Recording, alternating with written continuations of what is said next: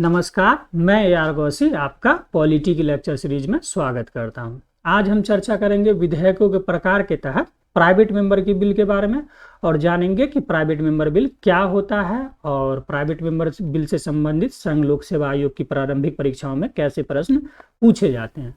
तो आइए सबसे पहले हम देखते हैं कि विधेयक कितने प्रकार के होते हैं। तो विधेयक के दो प्रकार हैं, पहला है सरकारी विधेयक और दूसरा है गैर सरकारी विधेयक। सरकारी विधेयक को सिर्फ मंत्री द्वारा पेश किया जाता है और गैर सरकारी विधेयक को निर्वाचित सदस्य और राष्ट्रपति द्वारा नामांकित सदस्य, दोनों सदस्य द्वारा, चाहे वो सत्ता पक्ष से हो या विपक्ष से हो, दोनों सदस्य द्वारा पेश किया जाता है गैर सरकारी विधेयक को। गैर सरकारी विधेयक को आमतौर पर विपक्षी दलों द्वारा सरकार की नीतियों की आलोचना करने के उद्देश्य से पेश किया जाता है। सरकारी विधेयक हो या गैर सरकारी विधेयक हो, दोनों को पारित करने की प्रक्रिया समान है।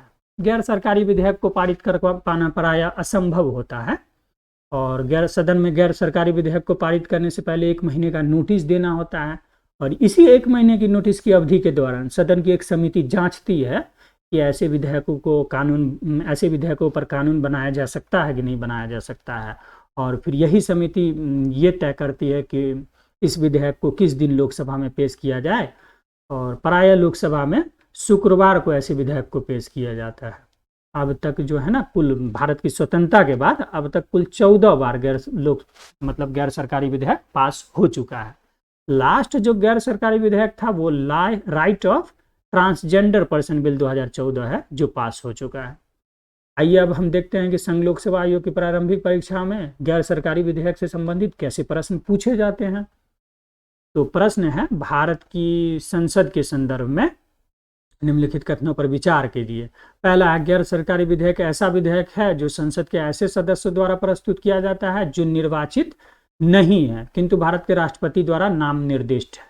तो आपने देखा कि गैर सरकारी विधेयक को निर्वाचित सदस्य भी और भारत के नामांकित सदस्य या नाम निर्दिष्ट सदस्य, दोनों सदस्य द्वारा प्रस्तुत किया जाता है, चाहे सत्ता पक्ष से हो या विपक्ष से हो। सिर्फ मंत्री द्वारा गैर सरकारी विधेयक को पेश नहीं किया जाता, ये बात ध्यान रखिएगा।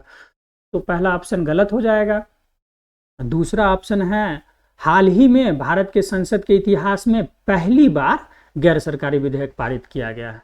तो आप देखेंगे कि अब तक स्वतंत्रता के बाद कुल 14 बार गैर सरकारी विधेयक पास हो चुका है, तो ये पहली बार है भी नहीं, कुल 14 बार पास हो चुका है। तो दूसरा ऑप्शन भी गलत है।